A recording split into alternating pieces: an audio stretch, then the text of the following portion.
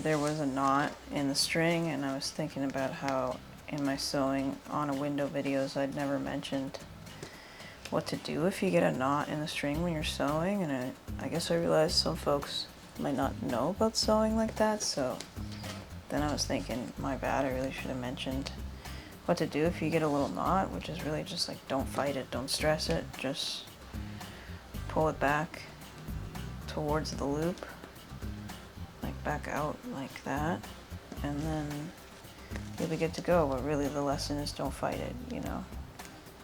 If you feel like something is messed up, don't thrash and flail. Just breathe, and it's actually a much simpler fix than it looks like most times. And this is advice for life that I have desperately needed and have just barely begun to internalize. Like, even just in the preparation for this video, I needed to find the fishing line and the sewing needles, and I couldn't find them. And I kept looking, and they weren't anywhere that I looked. And in the past, I would have absolutely panicked, melted down, freaked out, gotten hot and sweaty, kept looking, but been fucking hot and sweaty and stressing about it the whole time. And I realized, you know, today that didn't happen to me. I was bummed, but I thought, you know, surely it is somewhere. So I just have to keep looking calmly so I can have new ideas, be rational, not sweat any more than I'm already sweating because I'm not able to run enough air conditioning in this house to keep it cool. That's another issue that's not related to this, but yeah, that was really new for me, to just be able to be like, breathe. Everything is gonna be okay. I know it's somewhere. Keep looking. I ended up finding them at the top of the shelf that I have for feeder insects in this room, just on top of some boxes at the top, so I wasn't able to see it without getting up on my ladder. And I'm glad that I got up on my ladder, because I thought, you know, it's got to be somewhere. It hasn't been where I looked. Let me look for it somewhere else. I'm thankful that I found it. I am very thankful. Yeah, I don't know if I'm going to include any of all this because it feels like a little corny, but that's also authentic to me. I guess being authentic is more important than not being corny. Like, I know cringe is like a big thing now. I guess it's always been, but now we have the term cringe. We didn't have cringe when I was growing up. Oh God, I'm old now. What happened?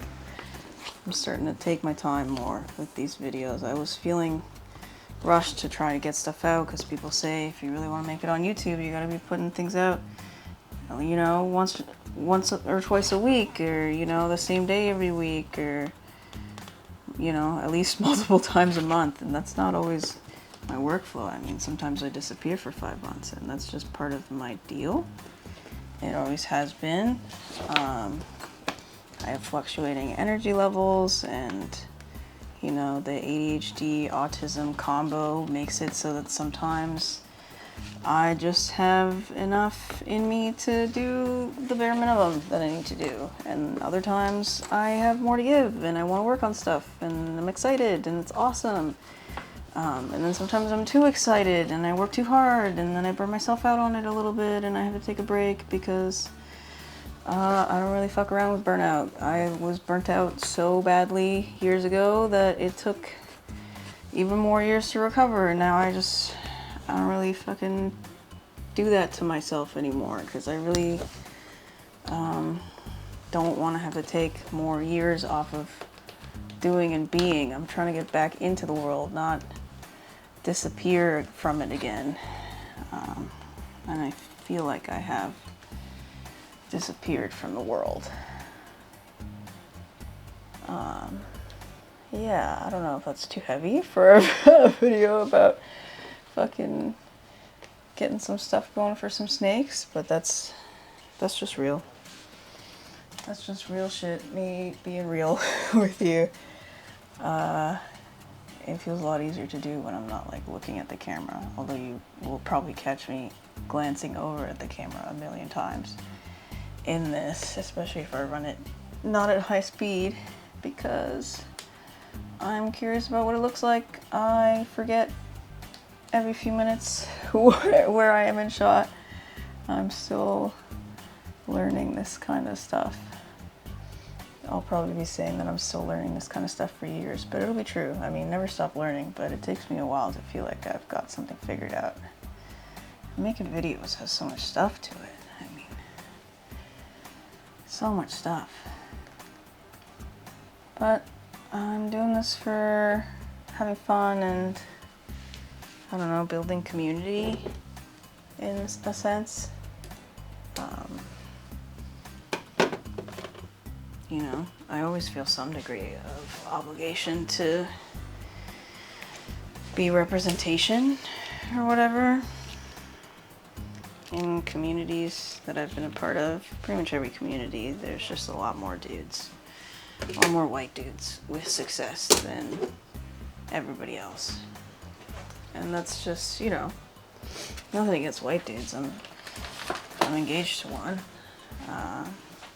It's just tough sometimes to be different at all, to get any sort of traction when you are different.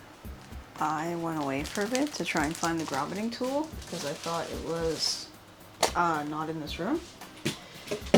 And it was already in this room, so shout out past me for getting stuff ready for me, and shout out present me for forgetting about everything past me has ever done. I appreciate anybody that is sticking around for these ramblings. It can be a little boring doing this type of stuff, as much as I do find repetitive work therapeutic. It is boring to a degree, although it also feels good on the brain to another degree. But it feels nice being able to talk while I'm doing it. It feels like I'm talking to a friend. I hope it feels like that to you folks listening. Like a friend is talking to you. Just having a chat. If I'm not the kind of person you would normally be friends with, I ask you, what are you doing here? But thank you for being open-minded, I guess. Oh, this is gonna take a while. Right now it feels like this is gonna take forever. I know realistically it's gonna take like 10 minutes.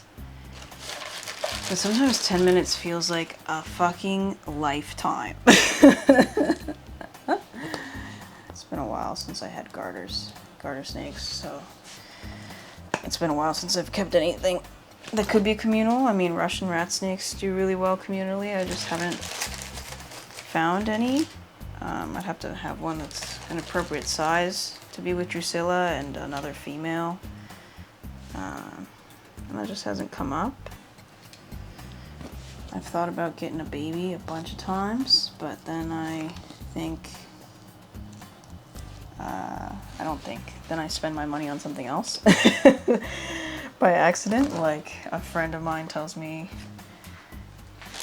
she knows the guy who's selling those Gopher Snakes I was drooling over on the internet, and then I wind up with 3 Gopher Snakes, you know. Wasn't planning on getting into Sonoran Gopher Snakes. I've always been really interested in Pitchophis, and like bull snakes are really appealing to me, but they're really quite large, and I'm trying to keep things smaller and more manageable, especially species that I'm going to be breeding. I'm looking at something that will live comfortably in a 4-foot by 2-foot enclosure all its life, even if it would do better with more, just because that's like, it feels more manageable to ask of people than a 6-foot enclosure or a 6x3 even, like I would want for something that gets as big as a bull snake. Anyway, so now I have 3 Gopher Snakes. This is gonna take more than 10 minutes. I mean, I actually don't know how long I've been going for. Does the recording say 10 and a half minutes already? Oh my god. Okay, I might do the vinyl windows on those other tents because that is actually a priority to me since I'm fixing enclosures that already have guys in them. These are tents that hold some skinks right now. I'm not a huge fan of this, but ultimately these are temporary because I'm going to be moving to tubs at some point. So I'm just kind of leaving it, and I wasn't going to fix the windows, but the humidity in them is just really not appropriate. So I need to fix it. Need to fix it. Gotta fix it. Okay, sweating. What a sweaty life. Let me show y'all the skink while we're here. There's Charlie.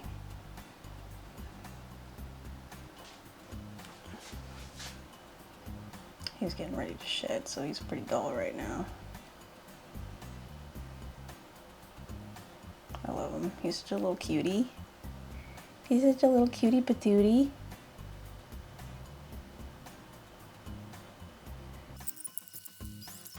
There's that. I'm getting weird. Getting hot, and I've been talking to myself for a while, so I'm getting a little weird. I'm just gonna sew the top and the bottom and leave the sides because it should be enough. There we go.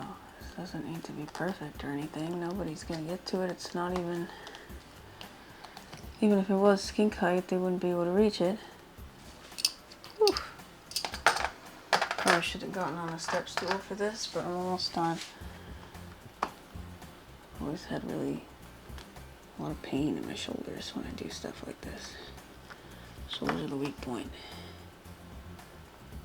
But pain is just weakness leaving the body. I don't really believe that, but okay. What a little man. I love him.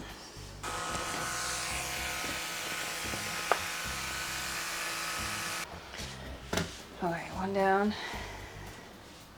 2 to go. Next tent is Yukon Gold's tent.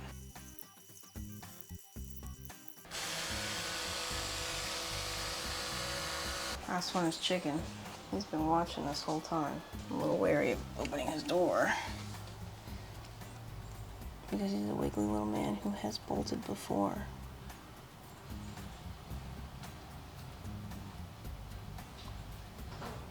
Looking pretty good, bud.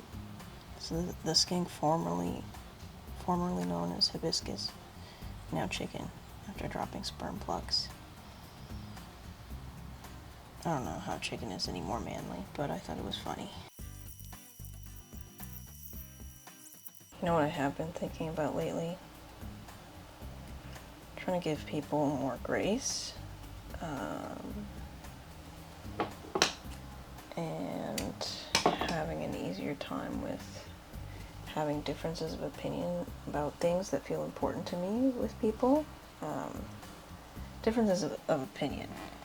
Like, not, you know, hate and stuff. You know, that stuff,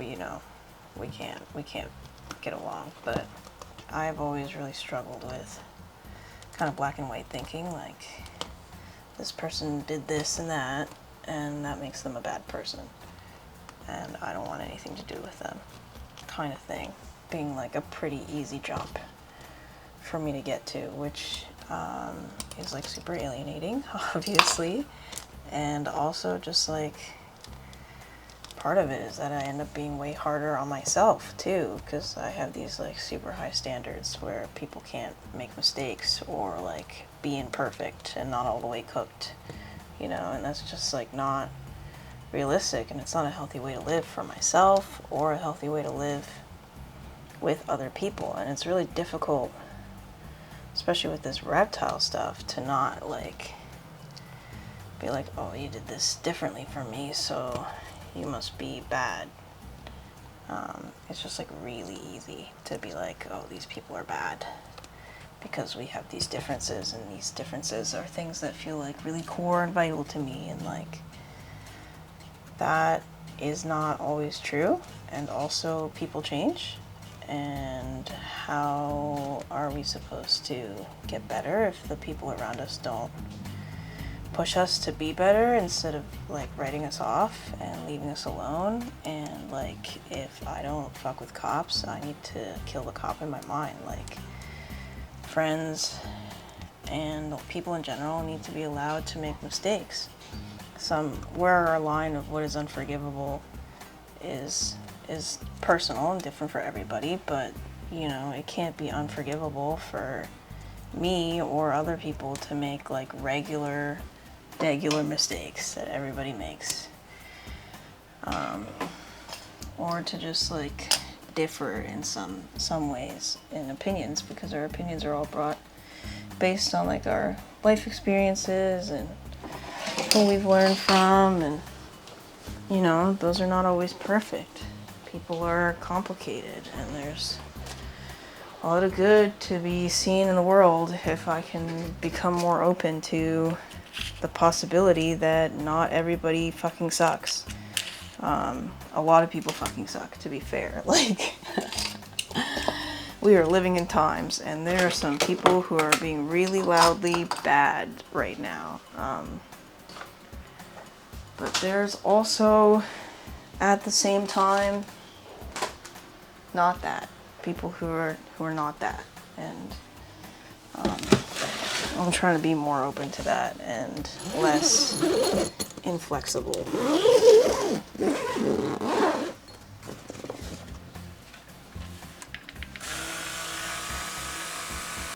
Okay.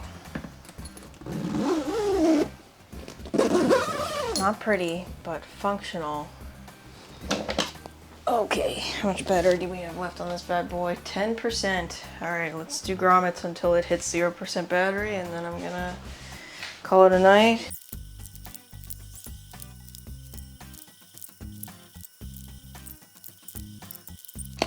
$18. Can I do 19? Is that crazy? It's probably crazy. It's probably crazy. Oh crap. Don't panic.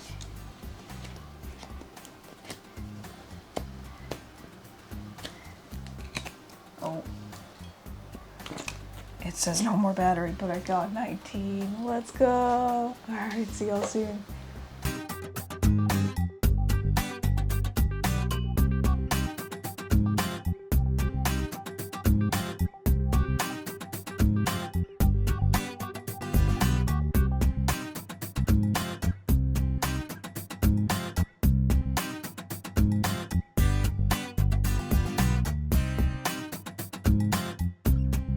As you can see, it's a bit of a chaotic mess. I'm gonna fix the tarp back, fix the background, move this cork for now, move this for now,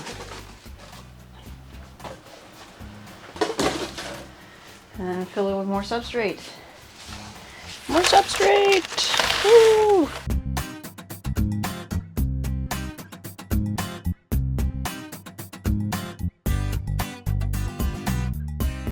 That's an appropriate amount, but I wanted to have one elevated area on the cool side, so I'm going to use the last bag of topsoil. Let me see if I can rearrange the camera here without touching it. No, I would need to zoom. We're not touching the camera with dirty hands. hands.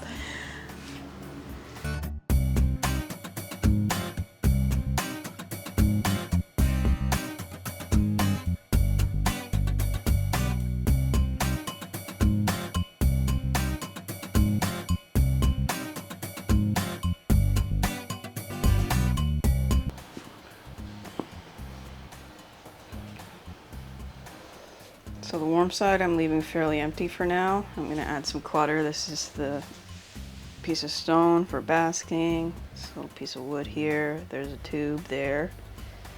There's a tube there. We've got these two swings. This tube will kind of swing, but it's mainly pointing up to this. This is full of sphagnum moss. The one in the back is full of dirt. I'm going to put plants in it eventually once this is safe for plants. I'm gonna get a bit more tubing actually for the warm side before I go.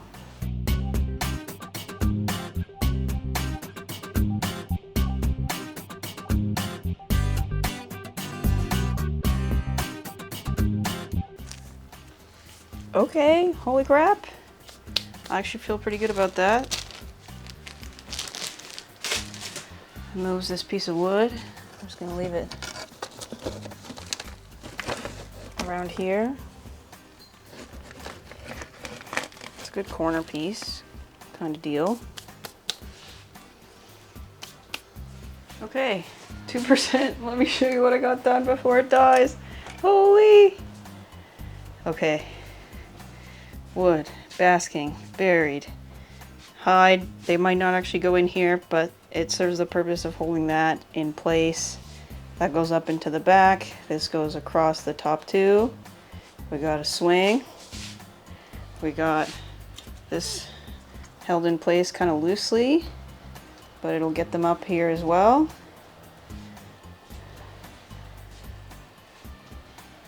I'm really happy with it so far. I might tarp the sides. I gotta do some wiring stuff, but this is the home stretch. Okay, the first of the 2 Sonoran Gopher Snakes has entered the enclosure. I've moved a couple of her hides over, got the heat lamps and the thermostat all hooked up. She has a belly full of small rat, and I fed her in this tub so I could move her without picking her up. And now I'm just hoping that she finds her way.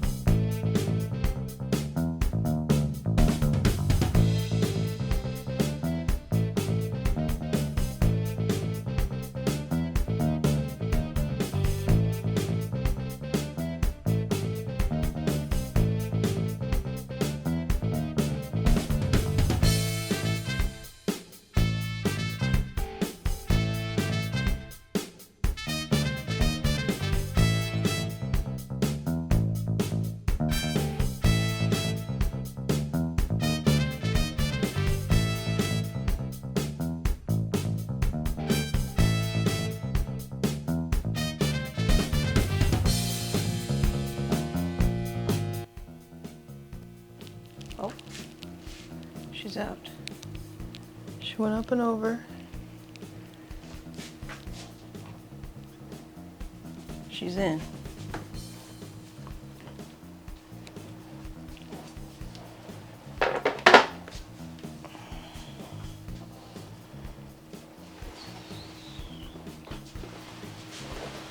Okay, they're both in there now. So far, neither of them knows that the other one is there.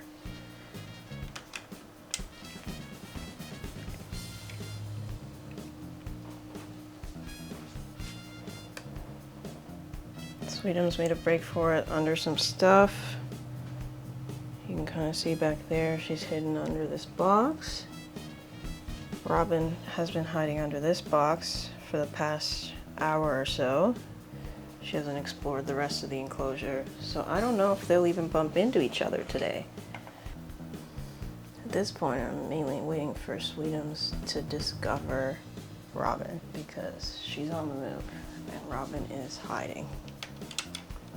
See if we can get her on camera.